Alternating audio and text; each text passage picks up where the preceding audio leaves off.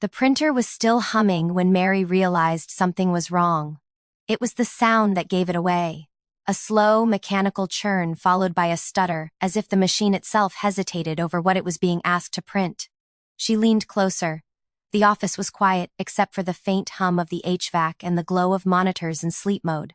The night crew had long gone. Only Mary remained, the one who always stayed late to make sure the world stayed upright. The invoice on the tray looked ordinary. Vendor name, invoice number, date.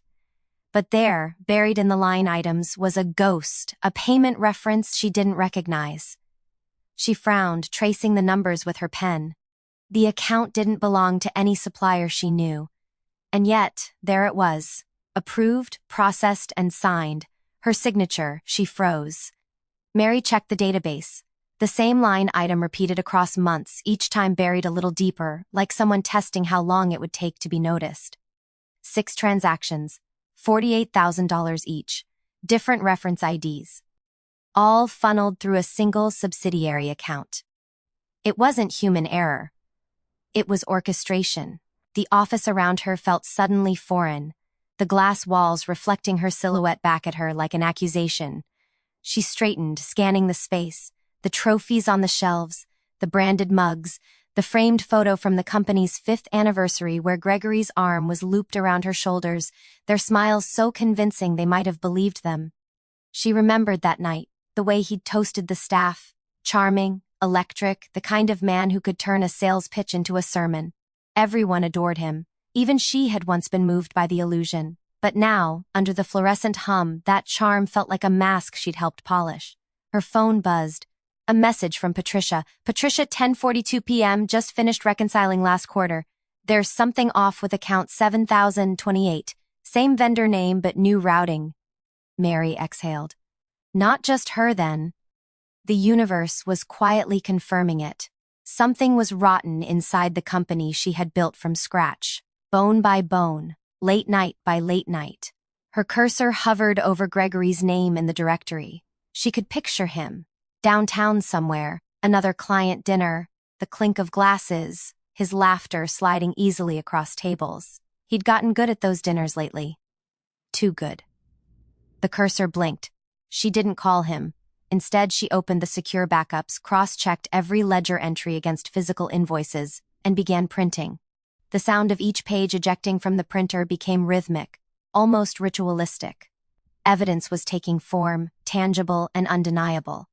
By 1 a.m., her desk was covered with papers, each one a breadcrumb leading toward betrayal. She stacked them neatly, aligned the corners, the way she did with everything she wanted to control. The front door opened. She froze, heart thudding once, hard. Then again. Gregory's voice floated in from the corridor. "You're still here?" He stood in the doorway, tie loosened, a faint scent of cologne, not his usual one. A detail small enough to ignore, if she wanted to.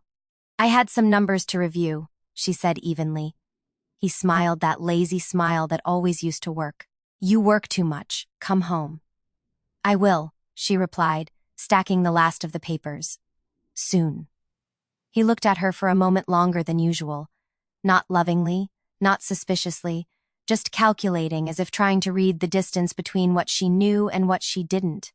Then he nodded, kissed her forehead out of habit, and left. The silence that followed was surgical. Mary let her hands drop to the desk, her pulse still loud in her ears. She turned off the printer, gathered the papers into a single folder, and slid it into her briefcase. In the reflection of the office glass, her own face looked different. Calmer, colder, as if she'd already stepped into another version of herself.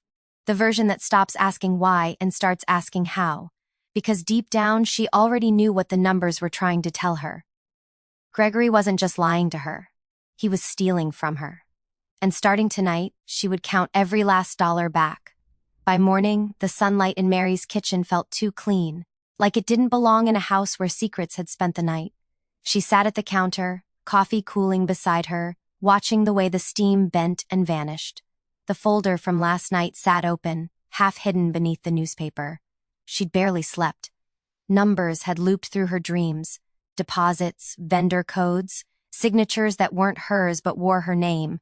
When the doorbell rang, she almost jumped. Patricia stood there, laptop bag slung over one shoulder, face tight. I didn't want to send this over email, Patricia said, stepping inside. Too many eyes. Mary gestured toward the table. Patricia's fingers trembled slightly as she opened her computer and turned the screen around. These are the vendor accounts tied to that fake routing number, she said. And this, she clicked open a folder, is who's listed as the account manager. Berhuer, the name hit like a flicker of déjà vu. Valerie D. Cross. Mary frowned. We don't have anyone named Valerie. That's the thing. She's not on payroll, but she's been submitting consulting invoices for months, approved by Gregory. Mary's breath slowed. Show me her files. Patricia hesitated. You should probably see this one last. She clicked another document. Gregory's in the bottom. The vendor's mailing address matched one of their satellite offices, the one Gregory had insisted on managing personally. Mary leaned closer. Valerie's email address contained Gregory's initials. Too personal, too deliberate. The edges of the world seemed to tilt slightly. You're sure? Positive. And there's more. Payments were split. Half to her, half to a holding company registered under her name. It's elegant, honestly. Elegant. The word felt poisonous. Mary straightened, a slow wave of calm overtaking the first burst of panic. Thank you, Pat. Send me copies, then lock your end down. No one else touches this. Patricia hesitated. Do you think he? I don't think, Mary cut in softly. I verify. When Patricia left, the silence that returned felt thicker, heavier. The house, once warm with shared routines, late dinners, background jazz, Gregory's voice spilling from the phone as he networked, now seemed stripped bare. She opened her laptop and searched Valerie D. Cross. The first result was a photo, a conference panelist headshot. Mid-20s, sharp blazer, the kind of confidence people mistake for innocence. Mary stared at the image until her coffee went cold. The phone vibrated. A text from Gregory. Gregory, 9:12 a.m., dinner with the Sintra group tonight. Don't wait up. She typed a single response, understood, then deleted it before sending. That night, she found herself parked across from a restaurant downtown, headlights off, watching through the window as Gregory entered with his easy practice smile. 5 minutes later, Valerie joined him, a hand on his arm, the body language of people who no longer needed to hide from themselves. Mary didn't cry. She recorded. Her phone's camera clicked silently, catching gestures, closeness, the kind of small intimacy that spoke louder than any confession. When she finally drove away, she wasn't thinking about heartbreak. She was thinking about evidence. Back home, she opened a new document on her laptop and titled it Case File 001, Internal Audit. Beneath it, she began listing names, dates, amounts. It was the language she trusted. Columns, data, precision. Feelings could lie. Numbers never did. By midnight, her list had doubled. There were cross-invoices, with overlapping IDs, shell entities disguised as vendors, and automated approvals tied directly to Gregory's login credentials. She stared at the final entry, Valerie Cross, consulting, $75,000 retainer. The retainer alone could have paid for 6 months of their staff bonuses. Her jaw tightened. This wasn't just infidelity, it was sabotage, quiet, deliberate, and cruel. Mary closed her laptop and leaned back, eyes on the ceiling. The room seemed to hum with a low electrical pressure, like something about to ignite. In the distance, she could almost hear Gregory's laughter from earlier that night, echoing faintly through her memory. Smooth, rehearsed, hollow. She whispered into the dark, "You picked the wrong partner to underestimate." Then, calm as the moon outside her window, she opened her phone and scrolled to Diane Morrow. Private investigations. Her thumb hovered over call. Then she pressed it. "Diane," she said when the line clicked, "it's Mary. I need you to find out who Valerie Cross really is, and what my husband's been hiding." Her tone didn't crack, didn't tremble. It was the voice of a woman who had stopped being afraid and started keeping score. Rain streaked the glass of Diane's office, blurring the skyline into watercolor shadows. The kind of rain that muffles the world, perfect for secrets. Mary sat across from her, posture still, the same precision she brought to board meetings. Only her hands betrayed her, The thumb rubbed a half-moon into the rim of her coffee cup, over and over. Diane slid a file across the desk. A thin one. Too thin, given what it contained. Her name's real, Diane said. Valerie Danielle Cross, 27. Used to work at a real estate consultancy, got fired last year. Guess who helped her transition into new work? Mary didn't blink. Gregory Abraham. Diane nodded. He set her up with shell companies, 2, maybe 3, payments route through them, then into an account in the Cayman Islands. Guess who the secondary signatory is? The air thickened. Mary's voice was barely audible. Him. Ibrahim, both of them. Diane pushed forward a photo. A candid shot of Gregory and Valerie leaving a hotel.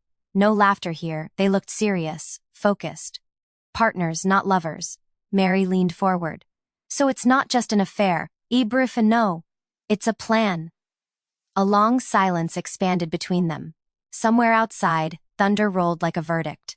Diane's tone softened. You've got 2 options. Walk away and let the lawyers handle it quietly. Or build the kind of case that ruins him. Mary exhaled slowly, as though releasing the last breath of the woman she used to be. Then we build. The days that followed unfolded with the rhythm of obsession. Bernard, the forensic accountant Diane brought in, was methodical to the point of poetry. He'd studied decades of corporate fraud and had the eyes of someone who'd forgotten how to be surprised. You can tell everything about a thief by his decimals, he said the first night they met. Some people hide behind chaos. Gregory hides behind neatness. Each discovery was another fracture line in the life Mary had believed she was living. Hidden transfers disguised as consulting fees. Miscellaneous reimbursements to Valerie's companies. Even a secondary mortgage, one she'd never signed, used as collateral to siphon funds. Her anger evolved. It wasn't a flash fire anymore, it was architecture. Cold, deliberate. She started mapping Gregory's deception the way she'd once mapped business logistics, down to the minute, the dollar, the lie. But what she hadn't expected was fear, not of him, but of what she might become. Each night she went home to a quiet house that still smelled faintly of him. His cologne clinging to the hallway, his shoes still by the door. Some nights she wanted to throw them out. Some nights she wanted to leave them there as evidence, physical proof of the man he'd pretended to be. On the 4th night she found an email. It wasn't from Diane or Bernard, it was from Gregory. Sent to herself by mistake. A misaddressed forward. Subject, transfer confirmation, phase 3. Abraham, her blood went cold. Attached was a PDF of wire transfer instructions. $220,000 to a corporate escrow account, signed with both Gregory's and her digital signatures. Forged. Mary stared at the screen. He wasn't just stealing money anymore. He was staging her as an accomplice. For the first time she felt her control waver. The thought of prison, of her company's reputation collapsing under scandal, pressed against her ribs like a physical weight. She shut the laptop and paced the kitchen, breath quickening. Then the phone buzzed. Diane again. He's moving fast. Valerie's closing out her accounts. Ibrahim. Mary steadied herself, voice low and clear. Then we move faster. Ibrahim. 2 days later, Mary walked into her own office at dawn. She stood in front of the glass wall overlooking the city, folder in hand. The evidence was growing, but it wasn't enough. Not yet. Gregory still had charm, connections, the benefit of the doubt. She needed irrefutable proof. That's when Bernard called. I found something, he said, voice taut with restrained excitement. He didn't just falsify accounts, he falsified audit trails. But one timestamp slipped. I can link his logins directly to the shell transfers. If we cross-reference the metadata with his calendar entries, he's finished. Abraham. Mary closed her eyes. The rain outside had stopped, but thunder still echoed far away, like something waiting to return. When can you show me? She asked. I'm compiling it now. Tonight. Mary hung up and looked at her reflection in the glass. Tired, sharper, unrecognizable. This was the midpoint, the line she couldn't uncross. Gregory wasn't just betraying her marriage, he was building a trap with her name on it. And she'd just decided to dismantle it, piece by piece, with the same patience he'd underestimated for years. because the next time she saw him smile, it would be under oath. The morning Gregory was scheduled to return from his conference in Chicago, the office air felt electrically charged, the kind of pressure that makes you aware of every breath. Mary stood in the glass conference room surrounded by paper evidence, invoices, audit reports, and Bernard's final forensic summary. The document was elegant in its brutality. 87 pages of cross-referenced data, screenshots, and timestamps. Each transaction a nail, each forged signature a matchstick, together a bonfire. Bernard adjusted his glasses. "This is airtight," he said.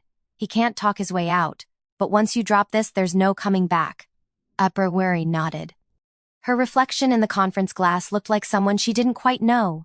Sharper, sleepless, but steady. "There's already no going back," she said. Brr. When Gregory arrived, the building seemed to hold its breath.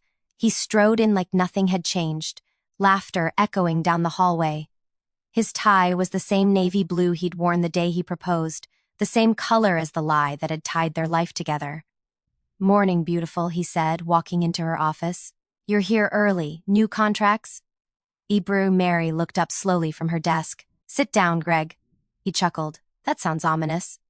"Hebrew," she gestured to the folder in front of her. "You've been busy." His smile faltered a fraction. "What's that supposed to mean?" "Hebrew." She opened the folder and turned it toward him. The first page, a printout of his forged transfer authorization, lay on top. Beneath it, the spreadsheet mapping the offshore accounts. Gregory stared, face unreadable, then leaned back in his chair. "Where did you get this?" "From the system you thought I didn't understand." A muscle twitched in his jaw. "You've been spying on me?" "No," she said softly. "I've been saving what's left of my company." He laughed once, short, sharp, humorless. "Mary, this is business. You wouldn't understand how to run a company?" she interrupted. "You mean the one I built while you played salesman and smiled for investors? Don't patronize me, Greg." He stood, towering over the desk now, hands on the edge. "Careful. If you go to the board with this, you'll destroy the business too. You'll destroy yourself." And Mary rose to meet his height.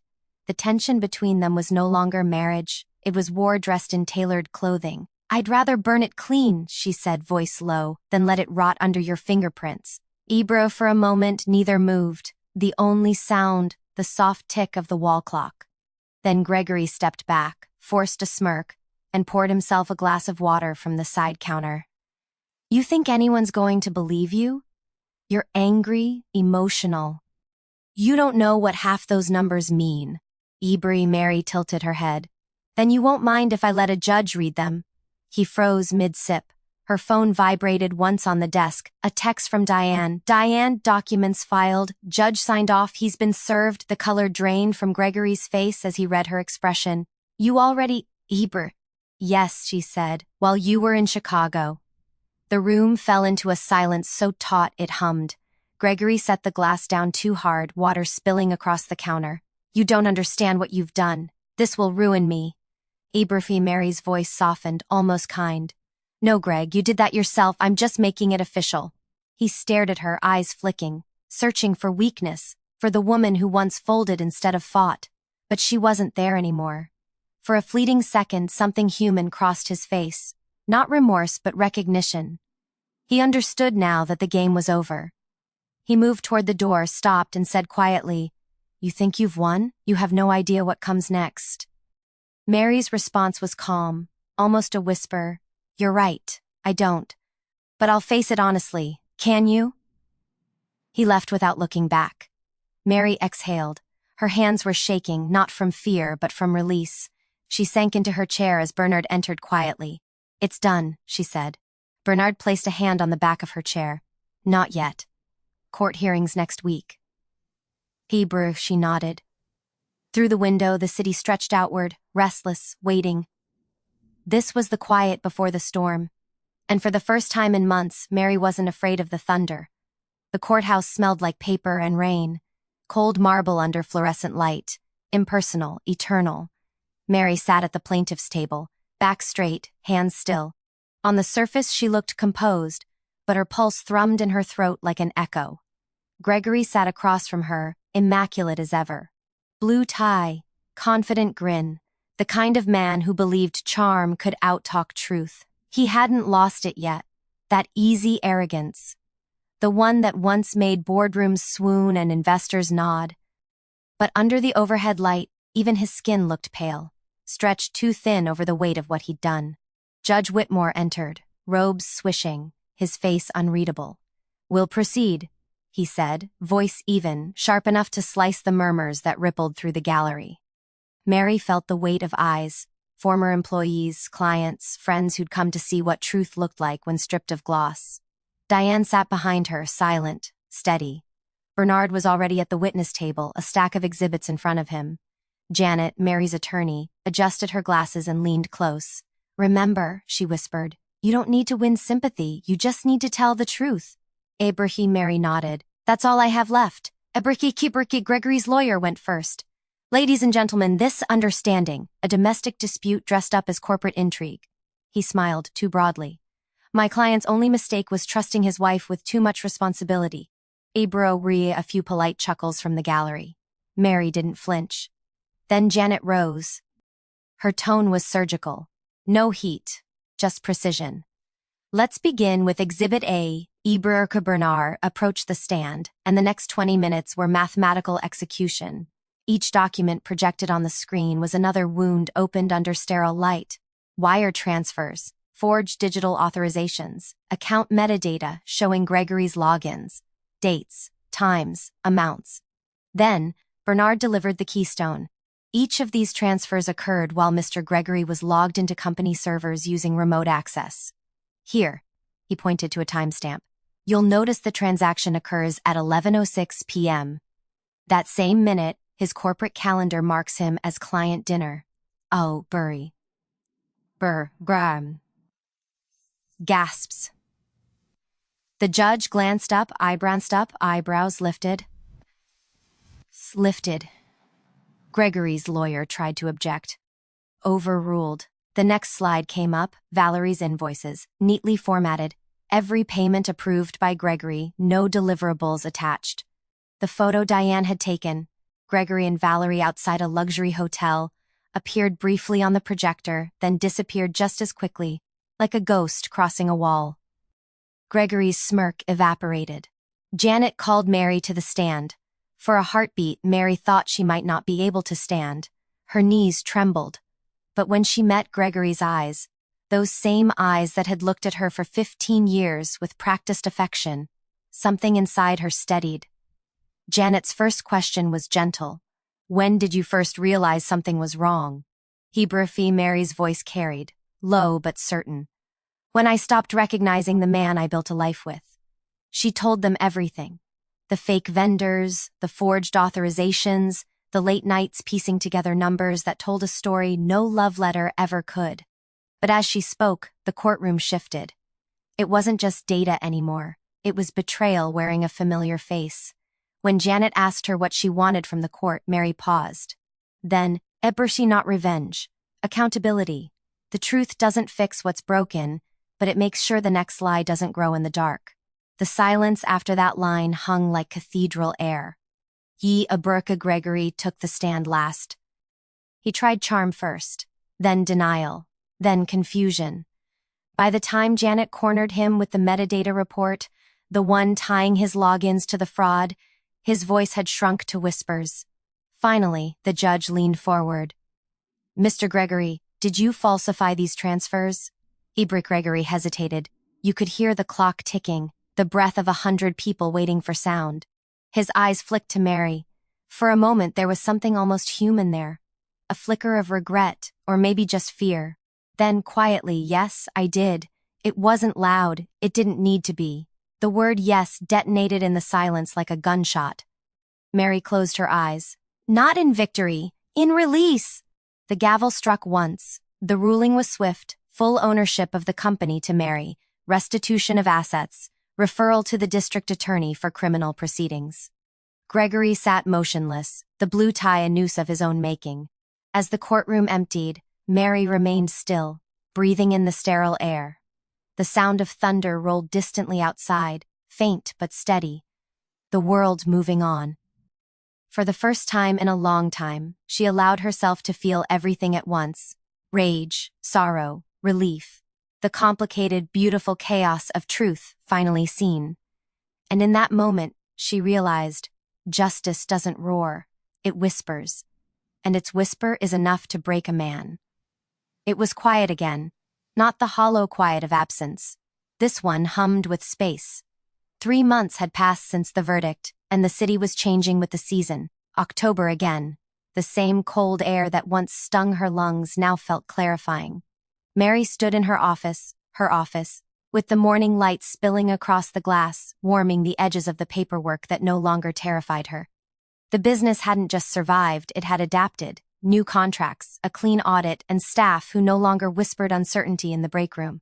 Patricia ran operations now, sharp and steady, while Bernard consulted remotely, his forensic precision repurposed for growth, not defense. For the first time, Mary didn't feel like she was managing survival. She was shaping something honest from the ashes. Still, sometimes, she'd find ghosts in ordinary things.